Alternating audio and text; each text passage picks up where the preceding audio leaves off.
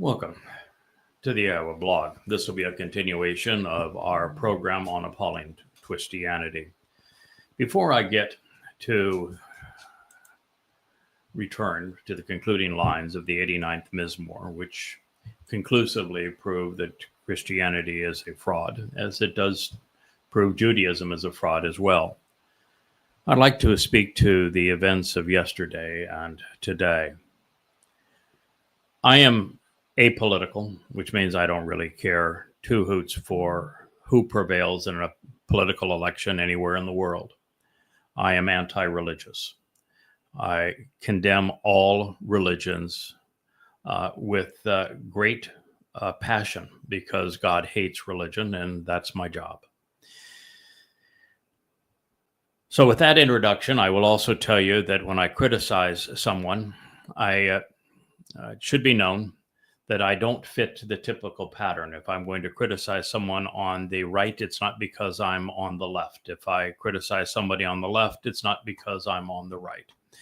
I do not participate in politics, but I do criticize politics.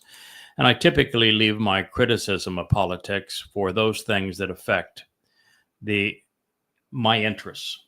And my interests are the survival of the state of Israel, the safety of Jews worldwide, the acknowledgement of Yahweh by name and his zeal to get people to walk away from religion, and the very salvation of the planet. So I care about things like the Ukraine war because I know how dangerous it is to the very survival of humankind. Yesterday, a social influencer, a man that I never listened to, and ever once, I didn't even know who he was, to show you how out of that circle I am, but his name was Charlie Kirk, was assassinated. He is being called by MAGAs as the greatest voice for truth and hope in the United States. The reason I never listened to him is I don't care for social influencers. I think that the whole thing is a ridiculous racket. And I never once listened to any one of his shows. Now that's changed because he is the face of X and of Facebook today. And I am on these platforms for a singular reason. My job is to awaken Israelites, Jews, to the realization that Yahweh has a name, it's Yahweh, and that he has a beloved son, our Savior and King, and it's Dowd and not Jesus. And that there's very little time left for them to get their perspective right, pursuant to God, because we only have 8 years before the Messiah Dowd returns. And I have written 35 books to prove my conclusions in this regard, 5 of which do the most comprehensive job ever in disproving the notion that Allah was a god, or that Muhammad was a prophet, or that Islam is anything more than a death cult. That series of books is called Goddamn Religion. They're all free at yadayah.com. Collectively 4,200 pages of irrefutable evidence. I've done the same thing to Christianity with 5 volumes, just shy of 4,000 pages of absolute proof that Jesus never existed, that Paul conceived him, and that Paul was a demon-possessed liar. That series is what we're talking about here in our Rainbow Studio. I've also written 3 books, the Babel series, to prove that rabbinical Judaism is a farce. Although I will tell you, rabbis do a very fine job of that on their own when you just post their claims.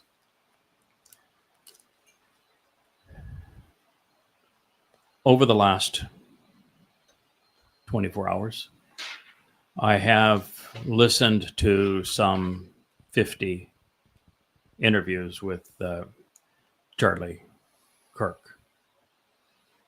And I will say that they range from fair to terrible. Now, understand. I'm sorry the man's dead. He had a family and children. He certainly did not deserve to be shot. And I applaud everyone's right to be able to speak out freely and to live their lives. I'm a huge advocate of free speech and free will.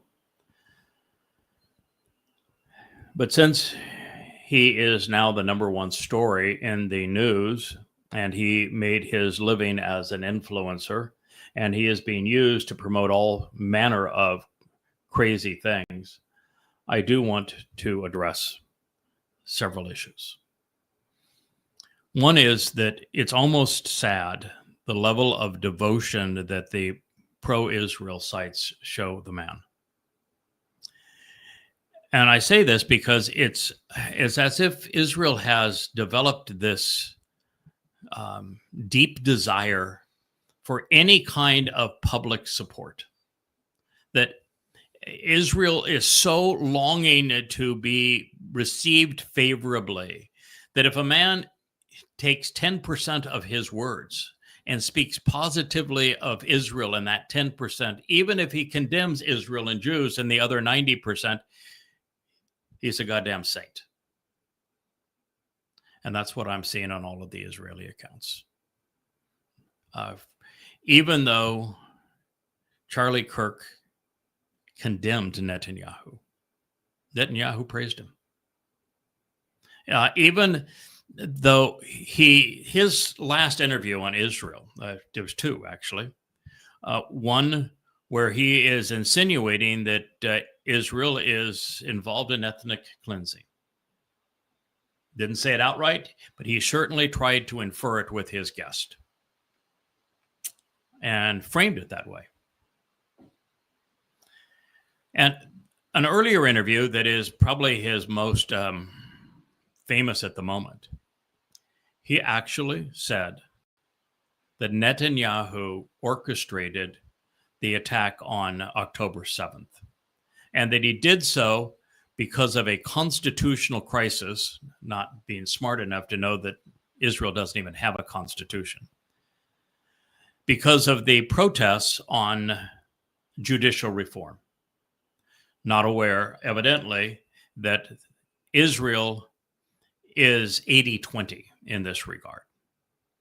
80% of Israelis lean right to far right, and 20% of Israelis lean left to Marxist. Judicial reform was not a threat to overturn the Netanyahu government. Judicial reform, the protests, certainly made it easier for the Muslims to attack on 10/7. But let's be absolutely clear. When Charlie Kirk blamed Netanyahu for being responsible for 10/7 in his interview, saying that he did it to survive the judicial reform protests, that's an abysmal lie.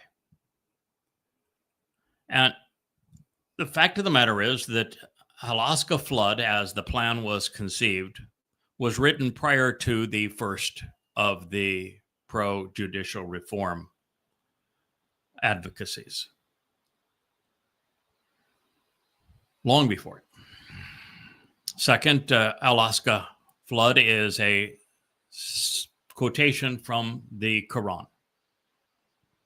It was an entirely Muslim plan.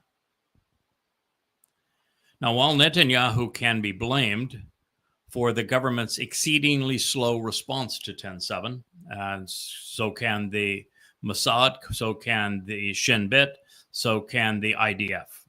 You know, if I were empowered, I would have fired every leader of the IDF, every leader of the Mossad, every leader of the Shin Bet, and the entire Netanyahu government. I would have fired them all, because of their unwillingness to respond to what had become a reasonably obvious threat, They had the document for Alaska flood and took 8 to 12 hours to respond. I think it's tragic. So I'm going to say that the response to 10/7 was horrid.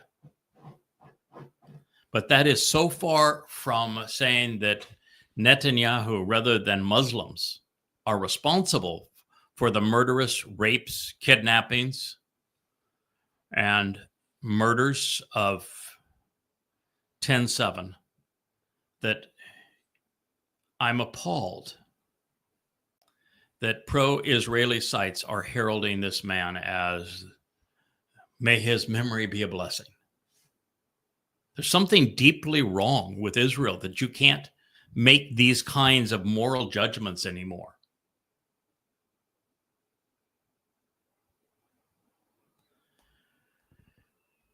Here's a man that in recent interviews blamed Jews primarily. He says Jews are the number one reason that there are open borders in America and that there is no curtailment to the influx of immigrants into America.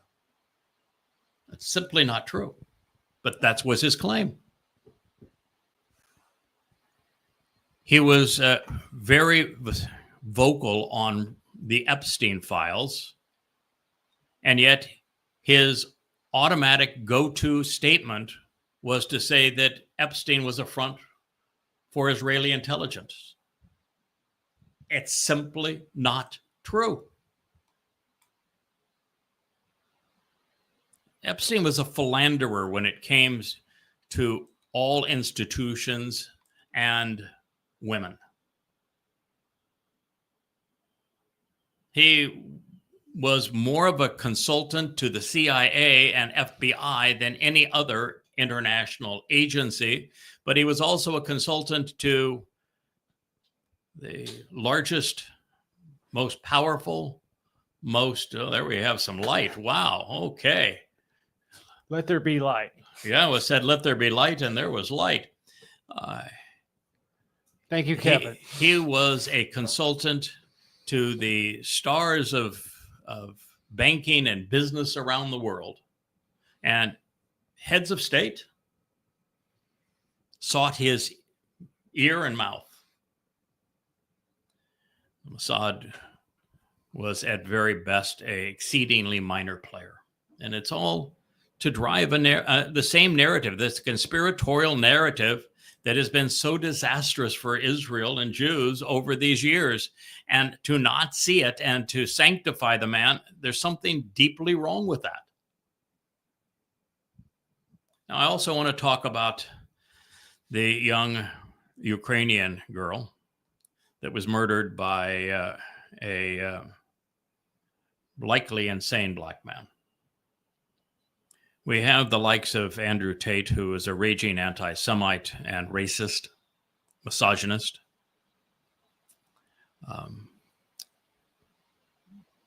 Echoing Elon Musk's appeal to invest tens of thousands of dollars each, millions all total, in billboards with her image. Why? I mean, it's sad that she was killed. She didn't deserve to be killed. But the fact is that her murder was essentially meaningless in the overall scope of things. It was a one-off by an insane man. He didn't have a sinister plot. He wasn't part of a conspiratorial group. He wasn't living out a religious jihad fantasy. He wasn't an enraged Marxist. He's just one stupid, immoral, criminal thug. He's been arrested. He'll be tried. He will likely not be convicted by reason of insanity. And so what's the issue? Why is it that so many people are fixated on this just because they have pictures, just because she was pretty, just because they can show a sexy picture of her next to an ugly picture of Brown, her assailant. I mean, the undercurrent of racism that is so charged in that is simply a serious problem. And how it dominated X, as if that murder was symbolic of something. And then the little clerk of the court, black woman that had been assigned to that position, and she's not a judge. She's just a magistrate of the court. I don't even know if she had a college education. Was she qualified for that job? No. Should she have the job? No. But the fact is that Brown had been convicted only once, tried and convicted once. He was tried and convicted of armed robbery, served 5 years for armed robbery, released after that. He had been arrested a number of times after that for rather nasty behavior. It is, unless the crime is murder or rape, and that this person poses a clear and imminent danger to society, it is exceedingly rare for a judge or a magistrate not to release the person on bail pending trial. And in his case, on most of the arrests, the grand jury either did not convene or it did convene and it deemed that there wasn't enough evidence to justify a trial, or they determined that because of his statements in previous arrests or on that arrest, that he was likely insane, and therefore there was no purpose to a trial, because unfortunately America has a policy that you can be innocent by reason of insanity, as opposed to guilty and insane. And so this notion that this woman should be somehow harassed and condemned as a sign of wokeness in America, and that had this woman not granted his release after an arrest, that the Iranian immigrant would somehow be alive, is just utter nonsense. And now you've got Musk saying we need to go to war. We need to fight. They won't let us live. We must fight. Who? Who is it that you want to fight? How? Why? Where? What's your justification? Who's your enemy? And why are you trying to divide our already divided nation so that no one can get along anymore? X has become an absolute swamp of misinformation, of racial hatred, of gross anti-Semitism. You know, it's a place where both Marxists and MAGAs and conspiratorialists thrive. You know, I heard Alex Brown get all hot under the collar and says that Charlie Kirk was killed by liberal Democrats.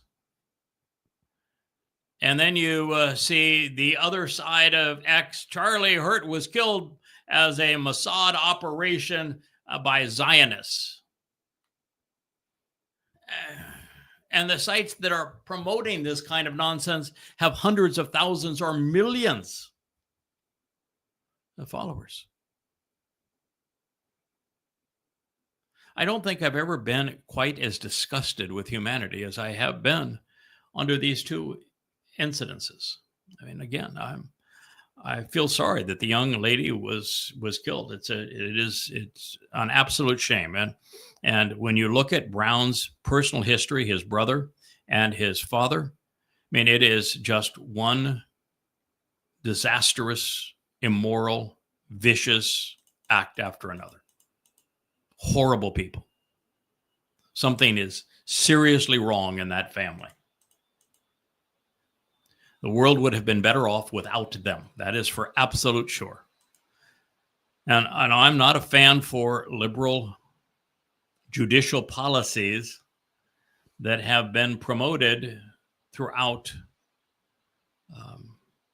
America, and particularly in liberal environments, and the whole DEI initiative. I think it's repulsive.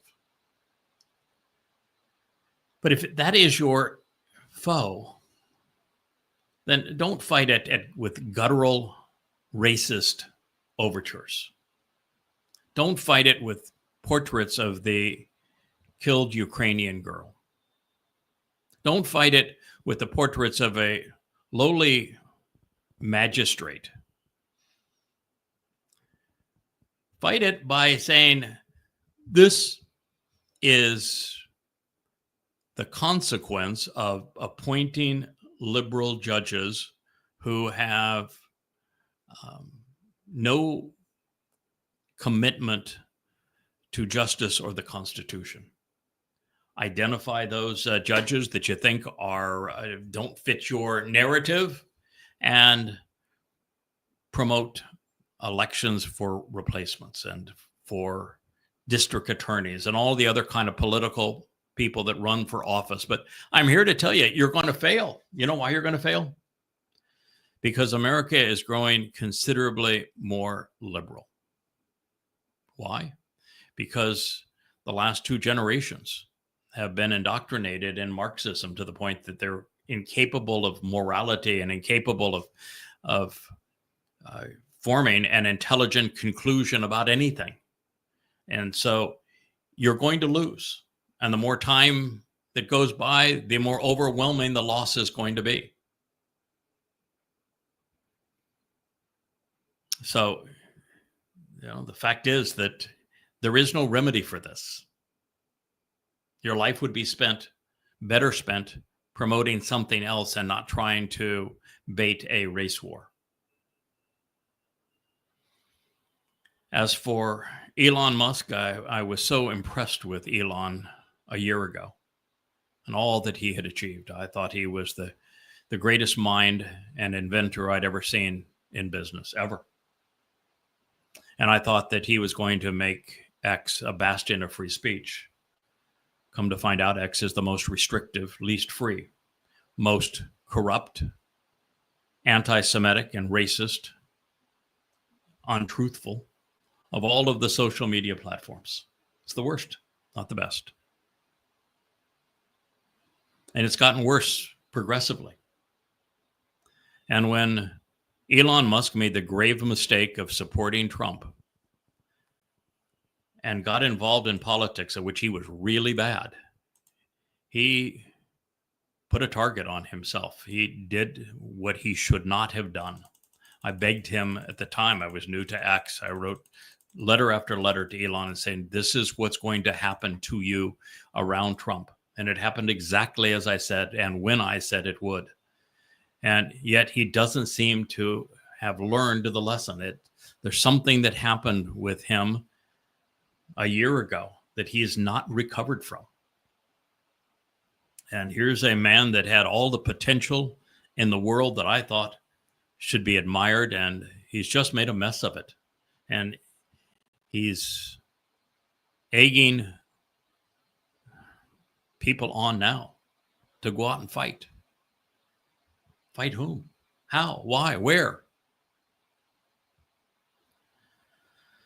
I just thought that you ought to hear why I'm so frustrated with social media, why I'm so frustrated with the way America is responding.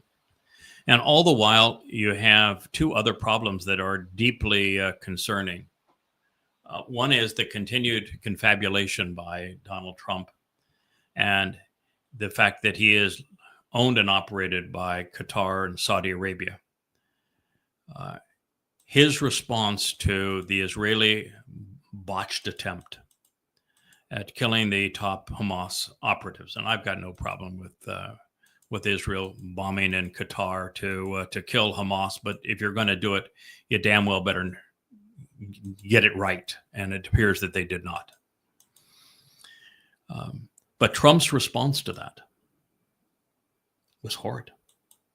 It's almost like he was looking for the chance to bail on Israel, to demand an end to their war to capitulate to Hamas and then agree to a fake Palestinian state in the upcoming United Nations conclave.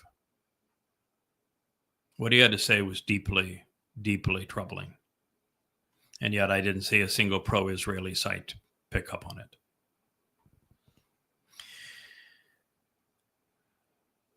Second, there's something deeply bothersome about Netanyahu's war in Gaza. It continues to do the same thing. Topple one building after another, leaving all of Gaza in rubble. And all the while, the world turns against Israel.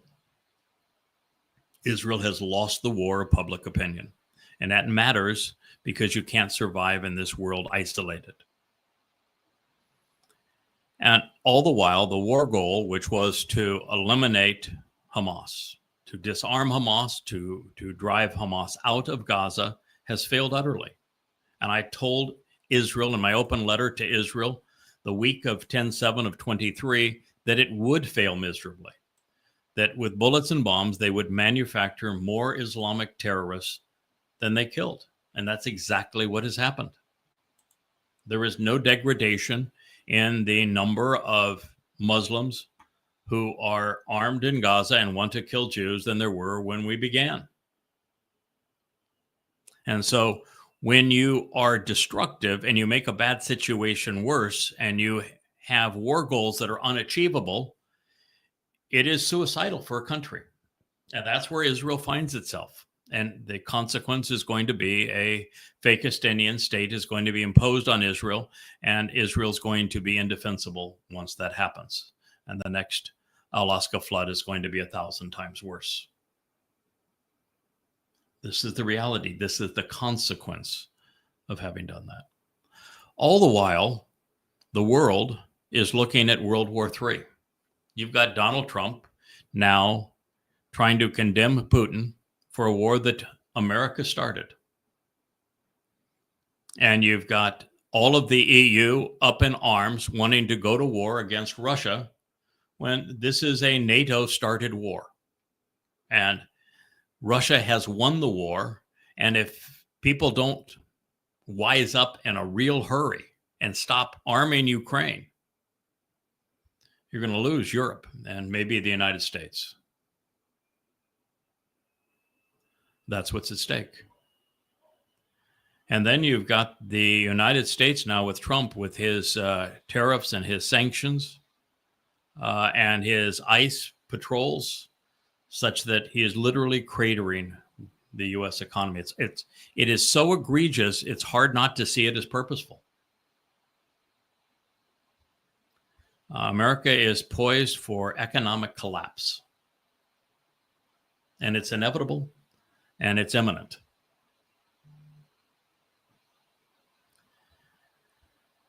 So that's what I wanted to get off my chest before we began. I'm now going to return to what Yahweh said in his concluding comments in the 89th Mizmor. This one psalm by itself is sufficient to eliminate any credibility for the religions of Christianity, Judaism, or Islam. It is a powerful testament to Yahweh's enduring love and support for his firstborn and only son, Dowd David, for his chosen one, Dowd, for the former and returning king, Dowd, for our Savior, Dowd, for the one who enabled the benefits of the covenant, Dowd, for the one who served as the sacrificial lamb of Passover, Dowd. It's not hidden. It's not symbolic. It's laid right out there that Dowd is the Messiah. He is the Son of God. He is our Savior, and he is the former and returning King. And God says so bluntly, this conveys this message. He says to make any other claim, like a Bar Kokhba, or a Jesus Christ, or a Muhammad, is to call Yahweh a liar.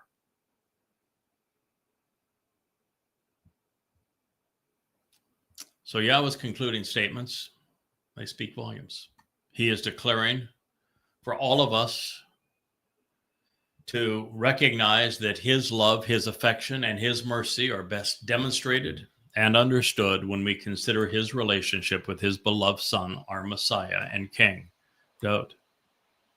Further, the covenant is most accurately presented, affirmed, and verified when we examine Dowd's participation through the lives and through his lives and through his lyrics. And this all begins with Gara. Father and Son have invited us into the covenant family, and we have been, I should say, Kara. Kara is to be invited, to be welcomed, to read, to recite. It is the basis of the Moed Mikre. The Mikre is plural for Mikra, and Mikra is Ma and Kara combined, which means to ponder the implications of these invitations to meet with God. So Father and Son have invited us into the covenant.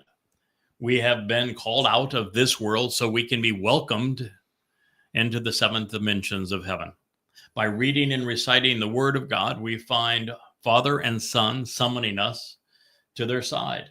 When we capitalize on what they have done through the Mikre to deliver the benefits of the covenant, we grow exponentially.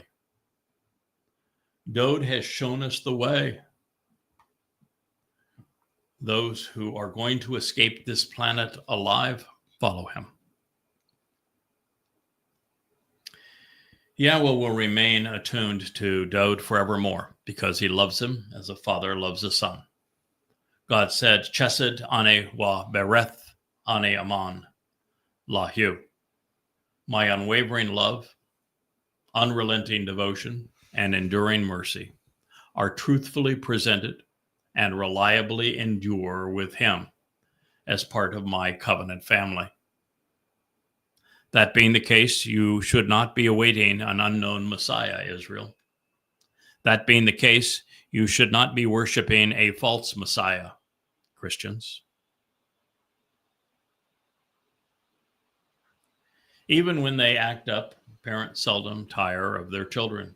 And when a child grows up to devote themselves to the betterment of the family, when they're about their father's business, every moment is a cause for celebration. This is not only why we have children, it is why we exist. It's why God created us. According to Yahweh, Dowd is the most interesting man in the world. We devalue him and Yah's relationship with him at our peril. By contrast, if we do as Yahweh does and Shamar, closely examine and carefully consider his every word and deed, we will endure forever. God wants us to follow the example he has set. He said that he Shamar Dowd, that he closely examines and carefully considers everything about the man. And when we do the same, we will enjoy the same result. Based upon what Yahweh has to say about Dowd, it is prudent that we listen to him and follow his example. He said, this is God speaking, I will establish his seed, that which he sows, preparing his offspring for the harvest, Zerah. Through the restoring witness and by way of the eternal testimony forevermore, Layad, as an everlasting and enduring witness. His throne, his position of power and seat of honor will be equated to the days of heaven. Ka Yom Shamayim will be as time in the spiritual realm, which is everlasting. Mizmor, lyrics to sing, Psalm 89:29. So here is God saying, I'm going to establish Dowd's seed, that which he sows, preparing his offspring for the harvest, Zerah. I'm going to do so through the restoring witness. Do you know who the restoring witness is? Do you know who is the one who is sowing and cultivating the seeds that Dowd has scattered through the words of his Mizmor, such that you can be part of the covenant family? You should. Do you know why Yahweh is saying that he is establishing Dowd's seed, preparing his offspring for the harvest? Do you know what the two harvests are? Do you know that they are Bokurim, Shabua, Teruah? Do you know what occurs on those dates? Do you care? Do you know why a restoring witness was called to convey this message to you? Why would God say that Dowd's throne will be equated to the days of heaven, of Shamayim, if it were not true? And how does time flow in the seventh dimension? It doesn't. All time exists in the seventh dimension. Heck, just by the time you get to the fullness of the fourth dimension, all time exists. And the seventh dimension, it's even hard to imagine how Dowd's throne is going to be so extraordinary. It's, from the three dimensions that we're in now, it's infinity times infinity times infinity times infinity to get to the seventh dimension. And that is how he's equating the throne of Dowd. It's not the throne that you would find of the seat of St. Peter and the Vatican. No, this isn't the throne of some potentate in the United States, the throne of Donald Trump when he goes takes a dump. No, that's not what we're talking about here. This is a throne that is positioned in Shamayim, and it belongs to Dowd. If heaven's throne belongs to Dowd, how can there be a Bar Kokhba? How can you have a Jesus? How can you have a Muhammad? How can you have a New Testament, a Quran, or a Talmud?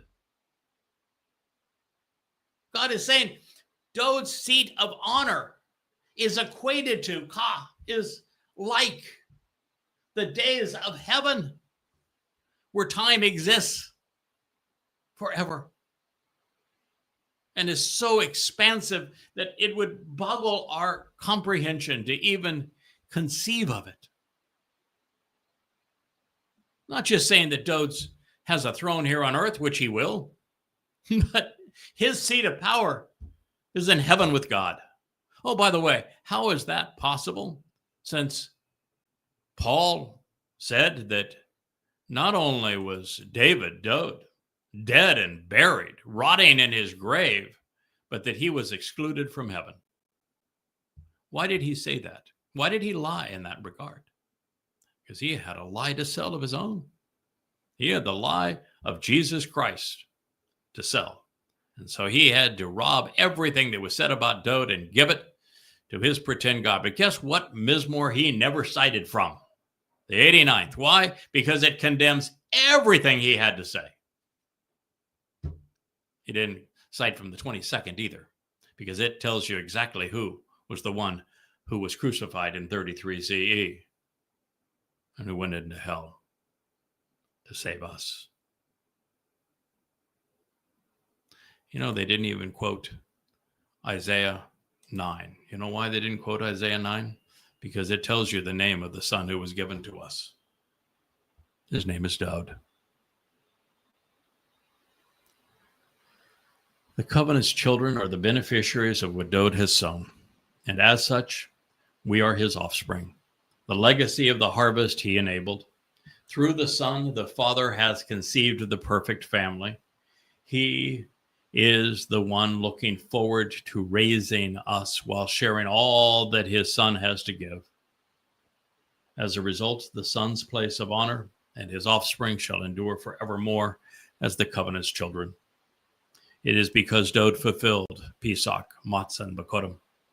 And by fulfilling Pesach, Matzah, and Bokurim, he made the souls of the covenant's children immortal. He perfected our souls by carrying our guilt and depositing it in Sheol, never to be seen again. And then he signed our adoption papers so that as the Bakor, firstborn, we could join him as Bokurim, firstborn children. These are what equates what he has done to the days of heaven. And to this end, Yahweh intends to deploy a restoring witness, and he has now deployed him. He has chosen him. He has educated him. He has enabled him. And you're listening to him. And he is in love with the author of the eternal testimony. And he is devoted to his beloved son. This song needs to be sung. We now know that the spiritual abode of God has a seat of honor, indeed a throne, one with Dowd's name written on it. Therefore, not just throughout the millennial kingdom will we expect to see Dowd shepherd his flock, but in heaven as well. Now, the reason that that's important is that as we approach Shabuah, Teruah, Kippurim, and Sukkah in years 2026, 2027, and 2033, a year from now, 2 years from now, 8 years from now, there are different kinds of people. There are the covenant members who are going to have access to Shamaim. They'll become seven-dimensional. Those are the beneficiaries of the Shabuah harvest and the Teruah gleaning. And Dowd will be our king in the spiritual realm of Shamaim. Then there are those who will be brought into Jerusalem, both Goyim and also Yehudim. They're different classes and different purposes that will receive the benefit of the sacrifice of the Adamah Parah on Teruah, so they can enter the millennial Shabbat as mortals. Now, they're going to be extraordinary mortals. They're going to be cleansed and prepared to be in God's presence come Teruah and Kippurim for Yahweh's and Dowd's return, and they will enter the millennial Shabbat and enjoy the conditions of Eden. But they will not be immortal. They will not start as covenant. They have a lot to learn, to accept, to understand, to acknowledge, to act upon before they can be considered covenant. And God's going to want to filter out the souls that don't belong. And they're going to have children, and they're going to be put through the same process. And then there's going to be Goyim, who are the workers of the millennial Shabbat, who have been brought there because they were not overtly political or religious, and therefore they were salvageable. And the same thing will be true for them. And so Dowd will be the king of this mortal remnant of Yisrael, just as he is the leader of those who are covenant in Shamaim. And so it is important to know that he is going to be enthroned in both places and for all time. And everyone that is in either of those places will eventually have him to thank for it. For example, 100% of those who participate in the Bikurim, Shabuah, and Teruah harvest will have done so because of Dowd's sacrifice on Pesach, Matzah, and Bikurim. We will all be grateful to him. We will all owe our lives to him. That's going to put him in a pretty good position. Now, as relates to this millennial gathering of mortal remnants of Yisrael and the Goyim, they are going to witness Yahweh authorize Dowd as his king for his people. And they're going to see Dowd come back as brilliant as the sun, as Elon in God's presence. And they're going to see the covenant family respond to Dowd and to Yahweh. They're going to witness all of this. They're going to experience Dowd's leadership in Eden. But it's only those who ultimately capitalize on what Dowd did in Pesach, Matzah, and Bikurim and become covenant that are going to be allowed into Shamaim, and then they will come to revere and respect Dowd with the same degree of devotion and zeal that we do, the rest of us.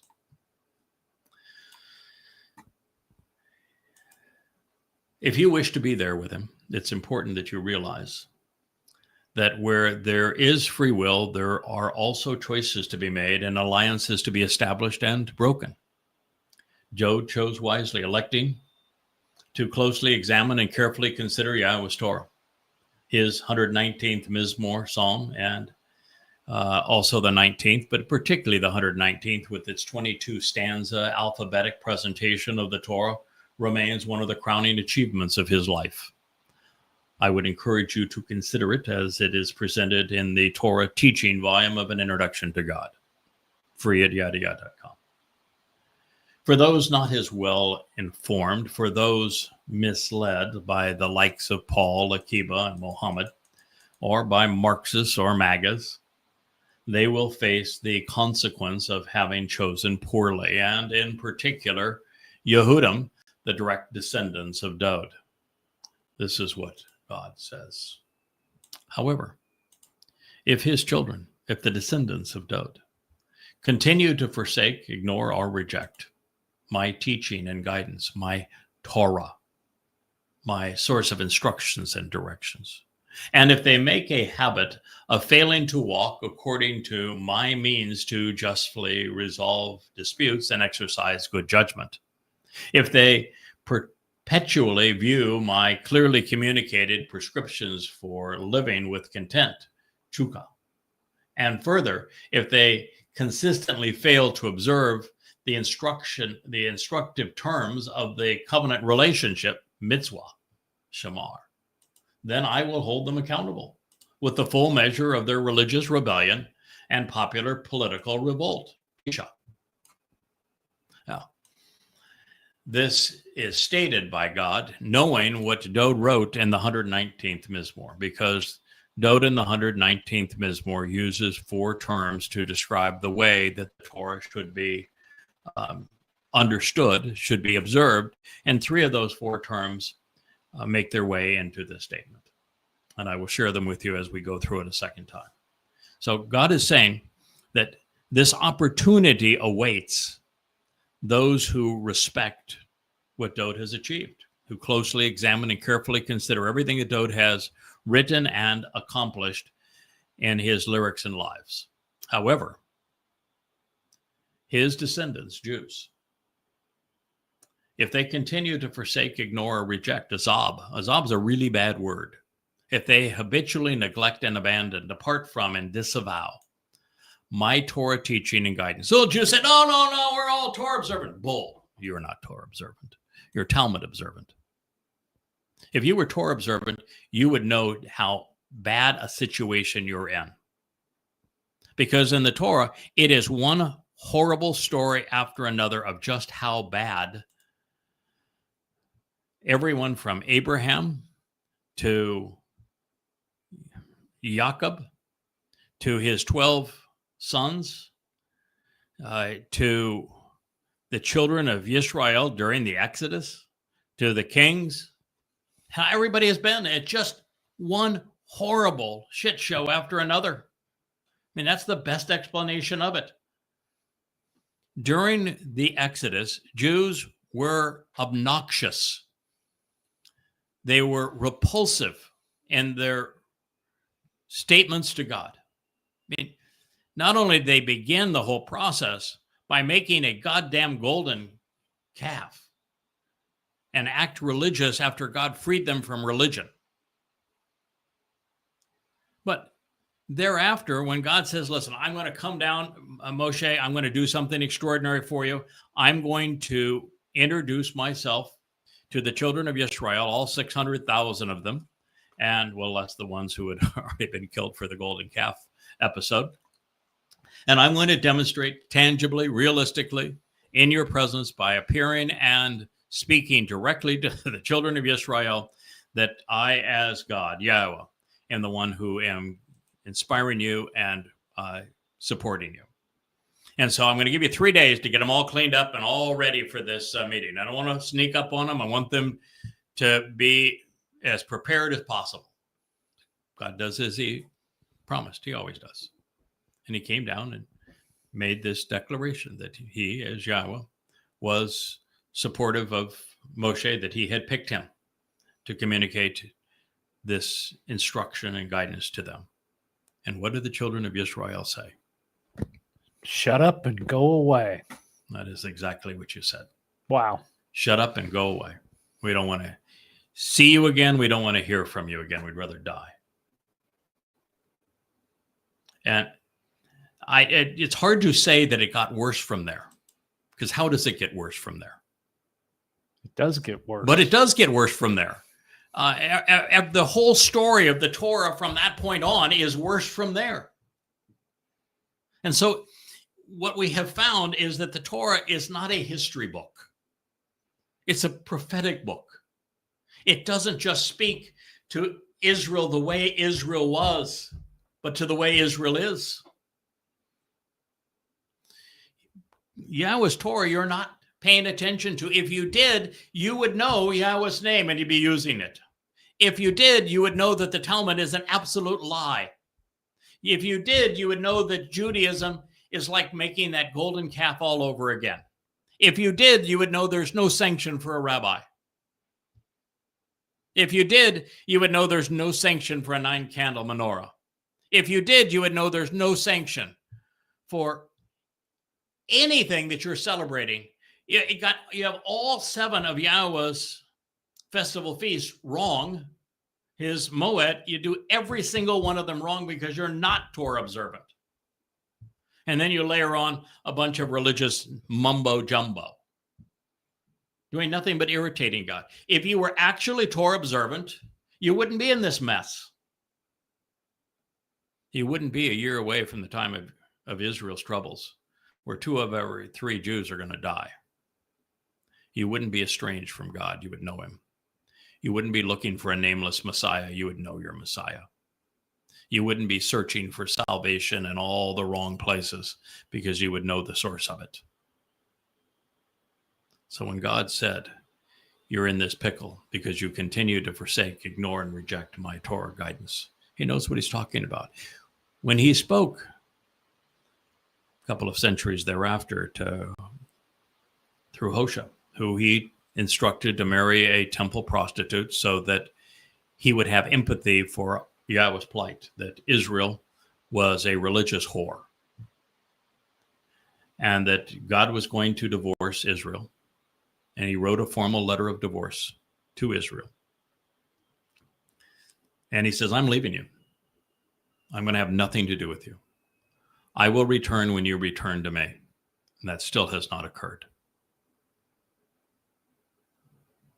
And rather than this message to Israel that Dowd is the Messiah, the Son of God, and the Savior, there was no Jesus. That Yahweh was God's beloved, one and only name. That Maimonides was wrong and you're 97 years off on your calendar, and that got only 8 years left. Explaining exactly what happened in 33C with the fulfillment of Pesach, Matzah, and Bakodim, which should be glorious to the ears of Israelis. The fact that God has made a promise that he's returning to Israel and that there will be a mortal remnant of Israelites who are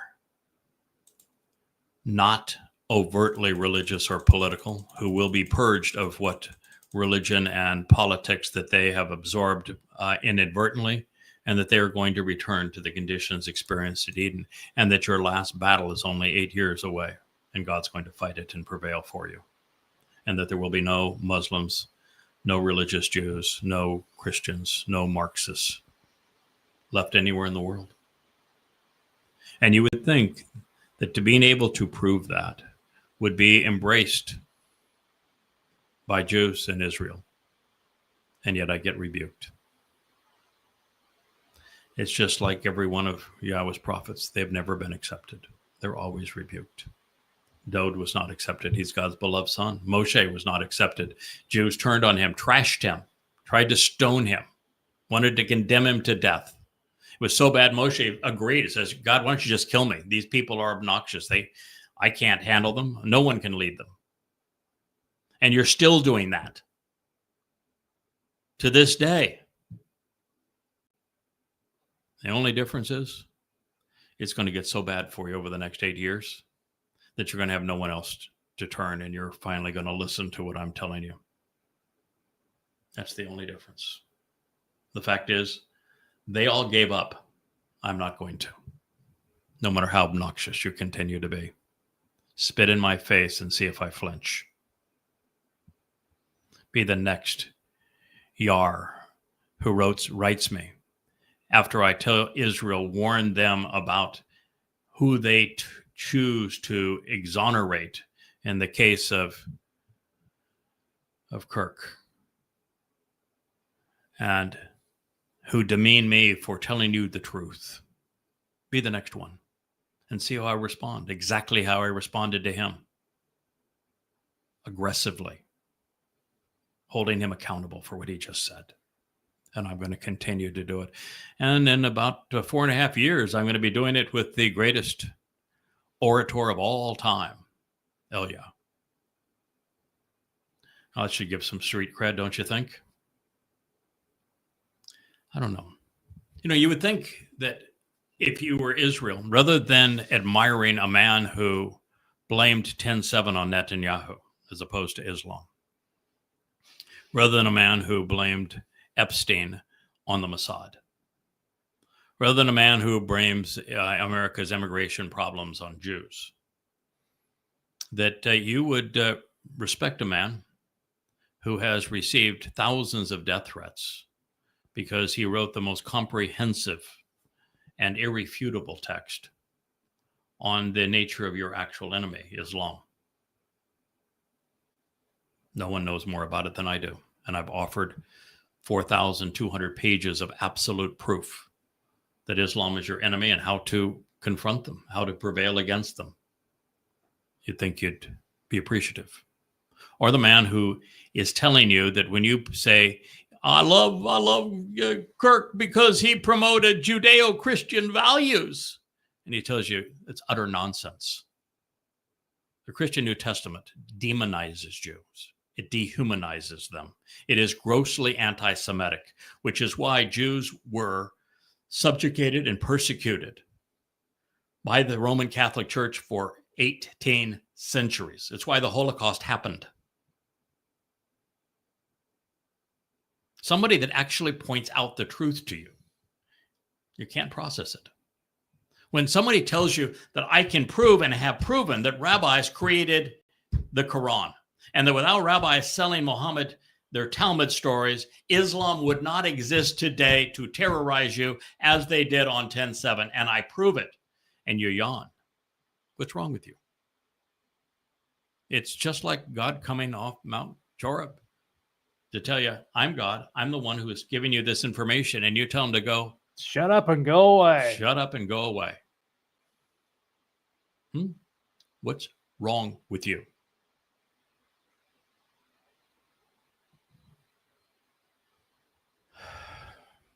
Not only do they ignore my Torah, by the way, it's not Moshe's Torah. It's not the Jewish Torah. It's not law. It's from Yara. It means source from which instruction, direction, teaching, and guidance flow. You've been lied to by the rabbis on that too, haven't you? And if they make a habit of failing to walk, and Judaism is called halakha, the walk, and yet they're walking away from God. They're not following the walk that Yahweh prescribed. What is the walk that Yahweh prescribed? It is opening the door called life, Pesach, stepping across the threshold of matzah into Bikurim, through Shabuah and Teruah to Kippurim for the benefit of Sukkah. And you don't know what a single one of those 7 steps represent. You don't know when they were fulfilled or will be fulfilled or by whom or why. You don't know anything about walking to Yahweh. You're walking away from him. He says, according to my means to justly resolve disputes. Mishpat. Oh, that's a tremendous part of Dowd's 119th Mizmor. And you haven't got a clue what the word means. Do you know the word is a compound of 2 very simple words? My, which means to ponder the implications of something, and shafat, to judge, to decide, to exercise good judgment, to resolve disputes, to be discerning. So what is God saying? You're not paying any attention to my Torah guidance, and you're failing to walk according to my means to resolve disputes. Again, Pesach, Matzah, Bakurim. Rather than death, you have life. Rather than being guilty, you are not guilty. Rather than being estranged, your family. As a result of Pesach, Matzah, and Bakurim, and Dowd fulfilled all three in 33 CE. He not only wrote in first person about how he was going to do that in the 22nd and 88th Mizmor. He's not only acclaimed for having done it throughout the prophet Yeshaya, Isaiah, but he himself came as Gabriel, God's most courageous and compassionate man, and capable man, and told us exactly when, why, and where he was going to arrive in his second of three lives to fulfill Chag Matzah, giving us the exact date in 33 CE, 600 years in advance, even describing in his own hand how crucifixion kills 700 years before crucifixion even existed. And you can't put it together? To understand that is God's means to justly resolve disputes, and you can't put this statement together with what God has just said about his beloved son, Dowd, and his role in all of this? Why are you unable to think your way through this? Why can't you, mishvat, exercise good judgment? If they perpetually view my clearly communicated prescriptions for living with contempt. Chuka. It's from chuk. Chuka means to engrave, means to cut in. It is a prescription for living. What are the prescriptions for living? They are the conditions of the covenant, which is the very next word here, which is mitzvah. It's not a mitzvah. There is no V sound in the original Hebrew vocabulary or alphabet. It's a wa. It's mitzvah. It speaks of instructive terms of a relationship. They are the six or the five terms and conditions of the covenant. You have to meet them to be part of the covenant. It's not a Jewish thing. It is a Torah thing. And they are all laid out in Bereshith, Genesis. And I've written 3 volumes just to explain them to you as to what those conditions are. And it is the chuka, this inscription of these engraved prescriptions for living, which you need to consistently observe as the terms of the covenant relationship that matter. And if you don't, you're excluded. You're going to die. If you are a rabbi and you lead people away from it, you're going to go to Sheol. If you practice a religion that cares nothing about them and steals God's beloved son and Messiah from him, well, if you're just fooled by it, your soul will simply die upon your death. If you promote it, you're going to Sheol. There's a lot at stake here. This is God speaking to you. You need to pay attention. If you don't care, then just go away. Stop being a rabbinic Jew. Stop being a Christian. Stop being a Muslim if you don't care what God said, because it's obnoxious to say that your religion is based upon the Torah and the prophets and then contradict what God said. That's being obnoxious. That's upsetting to God. That is irrational. That is immoral. That is inappropriate. If you want to have a religion and you want to pretend that your religion has no correlation whatsoever to the creator God of the universe, to the God of the Torah, the prophets, and the Psalms, go ahead, but that's not Christianity, because Christianity misappropriates everything he said and twists it. That sure as hell's not Judaism, because they do the same thing. That's not Islam, because, well, that's a copy of the Talmud, and therefore it does the same thing. The 5 conditions of the covenant are to walk away from Babylon, which is this integration that of religion and politics that is so confounding to people. to walk away from your family's home, which is the family of man, and societal customs, to walk away from your country, which is this notion of patriotism and politics. You must walk away from those things before you have any chance of coming to know God or being part of his family. You can't be in heaven and be religious. Full stop. You can't get to heaven if you're overtly political. When I expose and condemn the likes of Donald Trump, I'm telling you that if you're overtly political and you're a MAGA and you worship this fool, this pervert, then you are excluding yourself from heaven and distancing yourself from God. That's the first condition. The second is to walk to God and allow him to perfect you. And that only happens through Pesach, Matzah, and Bakurim. And it's on Matzah that your soul is perfected. And only if you accept the terms of the covenant and you understand the role Dowd played to fulfill these 3 dates. And you acknowledge there was no Jesus, there was no Bar Kokhba, that the rabbis and the pastors and the priests are dead wrong. And then God says, trust and rely on him, as opposed to your religion, as opposed to politics, as opposed to your IDF, as opposed to your military, as opposed to your political party. You have to trust and rely on him. And that means you need to come to know him. And that starts with acknowledging his name, Yahweh. And then he says, the next step is, I don't want to take anybody into heaven to be with me forevermore unless that individual is committed, that they are observant, that they're closely examining and carefully considering these very mitzvah, these instructive terms of the relationship.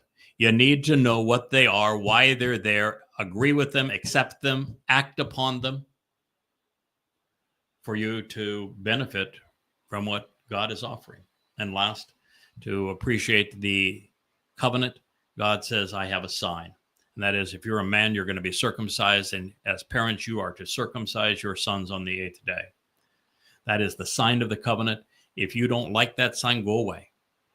I can have in the past talked for hours as to why God chose that sign. But does it really matter? God chose it. You would either accept it or you're not allowed into his home, which is heaven. So, your choice. Accept it or not. By the way, just accepting it won't get you in, but not accepting it will get you excluded. So, your choice.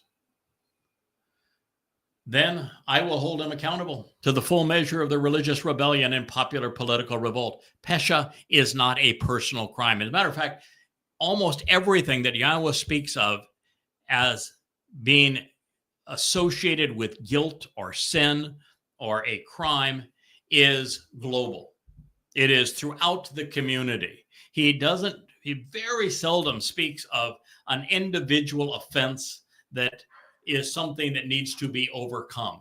What he speaks of is things like pesha, which is rebellion, political revolt, religious malfeasance, chitta, this guilt that's associated with the criminal behavior of misleading people. It is that religion and politics that God says, I'm going to hold you accountable to the full measure of this because you're not observing my Torah, my directions, my teaching. And don't kid yourself again, Jews. You're not Torah observant.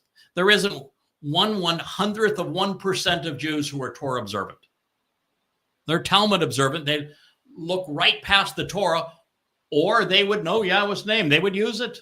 They would know that God has 7 Moed Mikra and what they represent and wouldn't have anything else on their religious calendar. They wouldn't be religious because God hates religion. The consequence of their deviation from the way and of their religious corruptions, Awon, their perversity, their depravity, their propensity to twist, will be a pestilence which causes widespread death. That's God's view of politics and religion. And I don't think there's any people on earth that are more political or religious than Jews. And second unto them would be if you wanted to combine religion and politics, it would be Muslims and it would be MAGAs. And the truth is, Marxism has been turned into a belief system. It has all the same passions and vicious responses of belief systems. So you got the Marxists, the MAGAs, the Muslims, Judaism, Christianity, all of it. All of it. God calls it a widespread fungus from which many people are going to die. Oh, by the way, do you know the name of the man that Yahweh called the plague of death? Because he named a man that he said would be the plague of death. He actually named the man who he said would be the plague of death, and then described the reasons he called him that, detailing his life 666 years before he wrote his first letter. That would be Shaul. Yeah, Paul. Also known as Paul. Yes, he introduces himself as Shaul, but he is Paul. He is the author of the first 14 books of the Christian New Testament. He's the one who conceived the concept of a gospel, and the first two gospels, Mark and Luke, are the gospels according to Paul. He's the one who created the myth of Jesus. God called him the plague of death, calling him out by name as Shaul, being the plague of death. So according to God, souls who neglect God's Torah guidance die. The consequence of ignoring Yah's teaching is to endure the plague of death. To reject God's guidance is to be held accountable for your own decisions, your words, and your actions. There is no getting around this. Not with the Talmud, not with Gospels, certainly not with the Quran. And remember, this instruction from God is being offered at the midst of a song sung solely to introduce us to the importance of Dowd as the Messiah, as the Son of God, as our Savior, as the sacrificial lamb of Passover, as the chosen one, as the man who made the benefits of the covenant possible. The Torah is the key to heaven, and it is held by Dowd. It opens heaven's door, providing the means to resolve the disputes through Passover and unyeasted bread, along with an introduction to the Mikra within the Torah, where we find Yahweh's clearly communicated prescriptions for living. Just as Pesach and Matzah lead to Bikurim and make Shabuah and Teruah possible. We Teruah in advance of Kippurim to enjoy Sukkah with Dowd's father and with ours, now reconciled and at home. To deviate from Yahweh's Torah teaching through religious rebellion has a devastating consequence, causing widespread death. Consider the fate of Jews, just since the failure to accept Dowd's guidance in this regard as proof. Over the last 3,000 years, it has been dreadful. There are no shining white moments. I mean, yeah, you had a brief period with a couple of kings. It might have lasted weeks, maybe 6 months, and then was back to the same old religiosity and politics.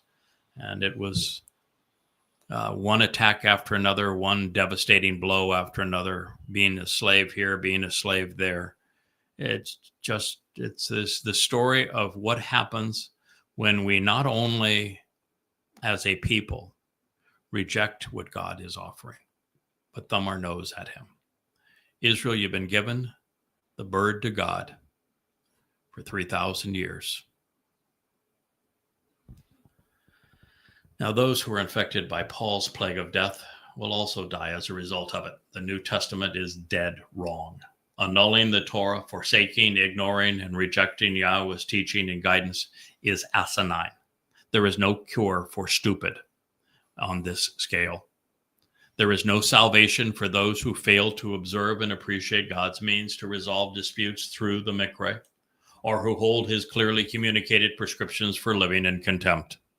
The same is true for those who would use replacement foolology to erase the legacy of the Messiah and the Son of God. which is the utter complete basis of Christianity. Without replacement foolology, there is no religion. Yahweh's mercy is afforded to the thousands amongst billions who embrace the instructive terms of his relationship agreement. It's our choice, but we will be held accountable for those we continue to make these choices that we continue to make about father and son. Those who would ignore or forlorn what was attributed to Dowd to salvage their religious beliefs are just simply not listening. They're not thinking. They will either change their minds or they are out of their minds. Now, continuing to speak of his beloved son in first person, the voice singing Dowd's song is Yahweh, God. And he said, accordingly, well, my unwavering love, enduring devotion, unmitigated favoritism, affection, and generosity, chesed, I will never remove or withdraw from him, because I will never communicate something which is not true, nor will I ever contradict my steadfast commitment to the truth. Holy mackerel. Excuse my swearing. Don't mean any harm to mackerels, and holy is a religious term and it means deceased. So probably a wrong response, but pardon my indiscretion. That was Mizmor 89:33. I should have just said, wow. Probably an overused word in this case, but think of this in context. God has just spent some 20 statements where he has said, Dowd is everything. He is my son. He is the Messiah. His throne endures forever. He is the former and returning king. He is my chosen one. He is the one who enables the Mikre. He is the Zeroah and therefore the sacrificial lamb. He is the most set apart one, that he is the object of my devotion. And then God says, you're all going to pay a dear consequence by not paying attention to my Torah guidance.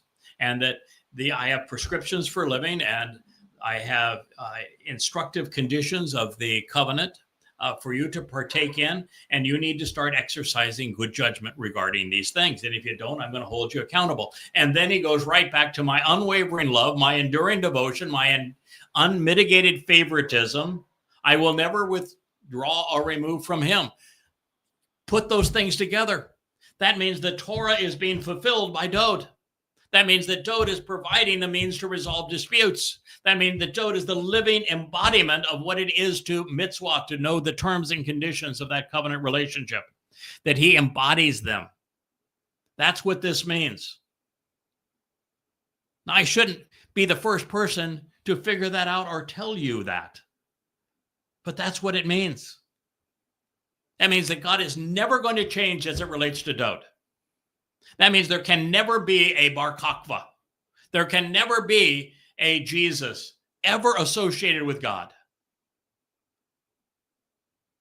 There can never be a Maimonides, and a Rabbi Akiba, a Paul, a Peter, a Luke, a Mark, Muhammad. Never. Because God is never withdrawing from Dowd, who is the Messiah, who is the Son of God, who is the former and returning King, who is our Savior. He says, I will never communicate something which is not true, nor will I ever contradict myself. And what is it that is required in Christianity? Because there is not a single statement about Jesus anywhere. Not even a hint of a Jesus. Not a single prophecy related to a Christ or to a Jesus. They have to rob everything God said about Dowd. And how do they do that? They contradict what God said. That's what they do. Your entire religion, Christianity, is based on a negation of this statement. Everything. There is nothing to the religion that isn't a contradiction of what God just said. It's that blunt. And can't you see it? Why does faith trump evidence and reason?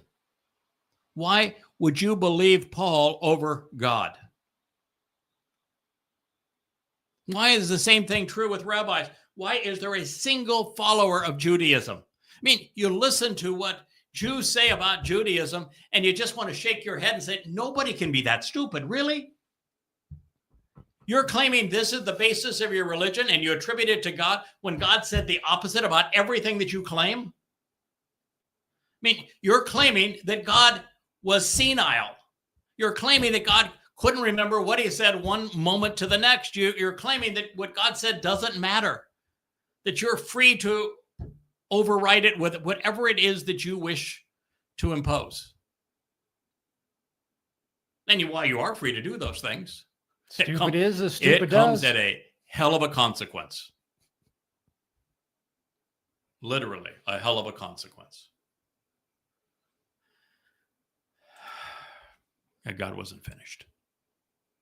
I will never dishonor. I will never betray. I will never poke holes in.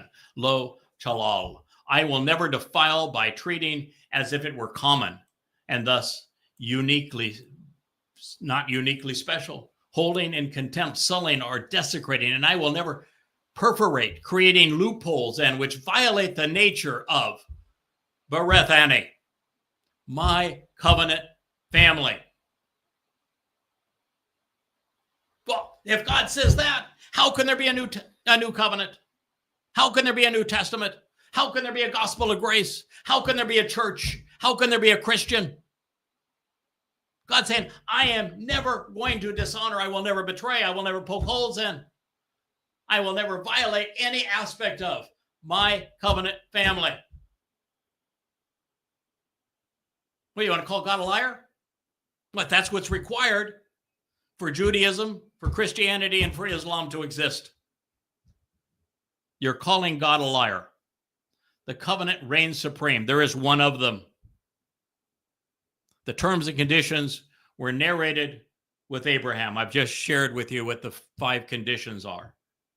They were all enabled by Dowd's fulfillment of Pesach, Matzah, and Bakurim.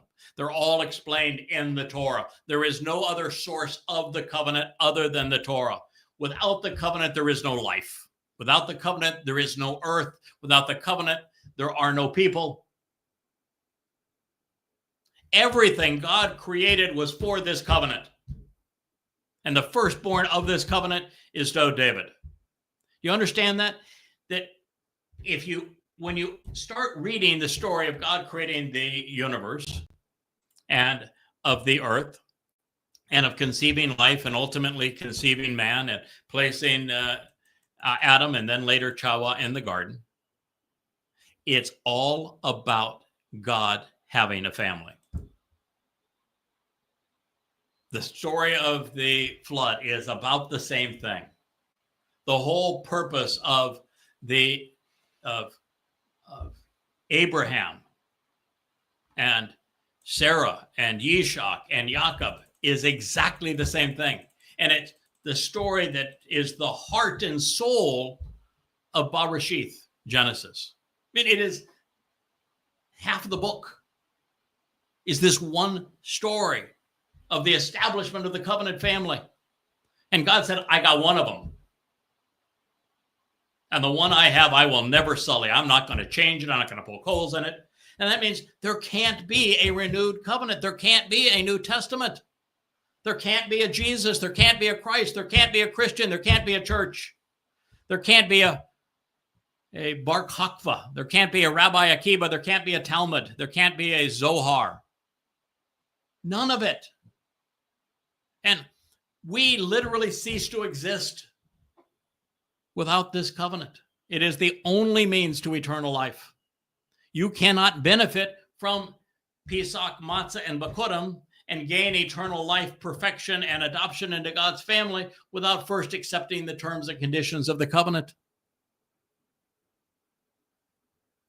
God says, nor will I ever alter, disguise, or change. Walo Shana. I will never rearrange, modify, adjust, or duplicate that which has gone forth from my lips. That means there can't be a second covenant. There is one. Period. End of conversation. No possibility of a Christianity, no possibility of a Judaism, no possibility of an Islam. One covenant. God's not going to alter it, disguise it, or change it. Not for you, not for anyone. Mizmor 89:34. Oh, and then, my friends, this is what God says next. Echad, there is only one. Does one mean? One. That's all it means. That's what I thought. Echad, one. There is only one. To whom I have affirmed the truth by having made a promise. Shabbat. Kodeshani. By my uniquely set apart nature. If not to Dowd, the beloved, then you're calling me a liar. Then I have communicated that which is not true and is deceptive and false. And I will have failed through deception and delusion. Mizmor lyrics to be sung, 89:35. Checkmate. Checkmate's over. Just over. You can take Judaism and throw that damn religion in the trash where it belongs. You can take Christianity and send it off to hell. You can dispense with Islam as just an utter and obnoxious lie. It's over. There is no Jesus. There is no Mr. Christ. There is no Muhammad speaking for God. There is no Rabbi Akiba as the father of Judaism. God says there is one, and that one has a name, and that name is Dowd. And if you say, well, I don't know about a Dowd. What's a Dowd? Oh, you obnoxious idiot. Dowd's name appears 1,100 times, second only to Yahweh's name. You don't know Yahweh's name, so I guess you don't know Dowd's name either. Keep it in the family, right? Father and son, you don't know either one of their names. Yahweh and Dowd.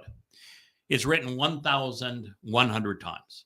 Of those, 70% of those times, it's written Deleth, Wa Deleth. That's a word in Hebrew. It means beloved. It's his name because he is beloved. You'll find his name, by the way, in your name if you happen to be a Jew, because the basis of Jew is Yahud, Yahweh, and Dowd.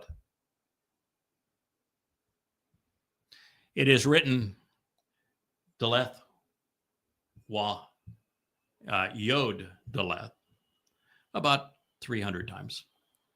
In all of those times, it is written by people who were at least 3 centuries or 4 centuries removed from Dowd.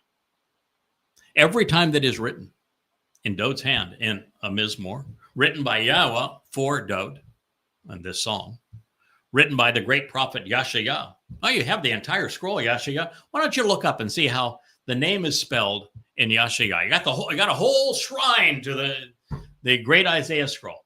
Why don't you check it out? It's Dowd. Why don't you look at every single psalm, Mizmor, that Dowd wrote and see how he spells his name? Do you think that the smartest man who ever lived, the one that God says he is the one, he is the one, do you think that one would know how to spell his own name? You would think so. You think so. I'm going out on a limb here. You're reaching. There is no David. It's Dowd. The name means beloved. It's integrated into Yahud. He's first introduced in the Torah. He is the subject of Devarim 18.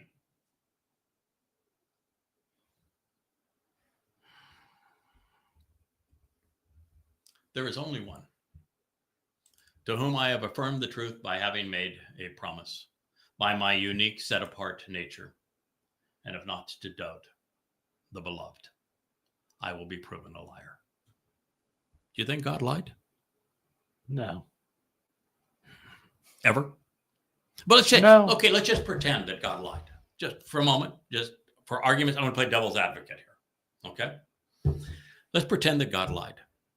Then could the religion of Judaism be true, since it claims that they're Torah observant and that their Talmud was arguments on the Torah. No. Zero possibility. There's no chance at all, Can't if God happen. lied, that the Talmud or Judaism can be true. Right? Right.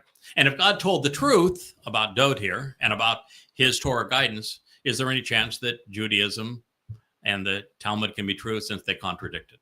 No. So it's a lose-lose, isn't It's it? a lose-lose. All right. They're Let's go always looking for their...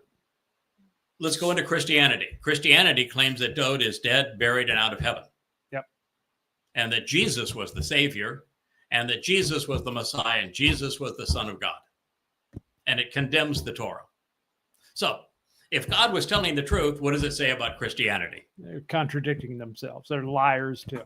So there's zero possibility that Christianity can be true if God was telling the truth. Nope. They're always looking for loopholes. Okay, so when Christianity wants to prove that Jesus is something, where do they go? They go to the Torah. They go to the Torah, the prophets, and Psalms, right? And Yep. they misquote the Torah, prophets, and Psalms. So if God lied and the Torah, prophets, and Psalms are not true, can Christianity be true? There's no possible way. So it's lose-lose for Christianity, Exactly. isn't it? And of course, Islam is just a bunch of regurgitated Talmud stories that are even twisted further out of recognition. So when Allah says that the Quran confirms the Torah, no matter whether God was telling the truth or not, it's no possibility. It's absolutely false. Absolutely. That's why I can say that Allah was not God. Absolutely. And that I can say Muhammad was not a prophet. And I can say that Jesus never existed.